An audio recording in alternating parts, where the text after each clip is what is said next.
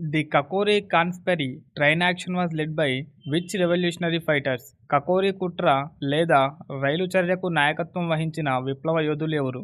దీని ఆప్షన్ చూసుకున్నట్లయితే మొదటి ఆప్షన్ సుభాష్ చంద్రబోస్ మరియు భగత్ సింగ్, సెకండ్ ఆప్షన్ రామ్ ప్రసాద్ బిస్మల్ మరియు అఫ్షకుల్లా ఖాన్, థర్డ్ ఆప్షన్ చంద్రశేఖర్ ఆజాద్ మరియు రాజ్గురు, ఫోర్త్ ఆప్షన్ లాలా లజపతి రాయ్ మరియు సుఖేవ్. దీని ఆన్సర్ చూసుకున్నట్లయితే ఆప్షన్ 2 రామ్ ప్రసాద్ బిస్మల్ మరియు అఫ్షకుల్లా ఖాన్. కకోరి కుట్రలో పాల్గొన్న విప్లవకారులను చూసుకున్నట్లయితే రామ్ ప్రసాద్ బిస్మల్, అఫ్షకుల్లా ఖాన్, చంద్రశేఖర్ ఆజాద్, రాజేంద్ర లాహిరి, ఠాకూర్ రోషన్ సింగ్. కకోరి కుట్ర దీనిని కకోరి రైలు చర్య అని కూడా పిలుస్తారు. ఇది భారతదేశ స్వాతంత్ర పోరాటంలో ఒక ముఖ్యమైన సంఘటన.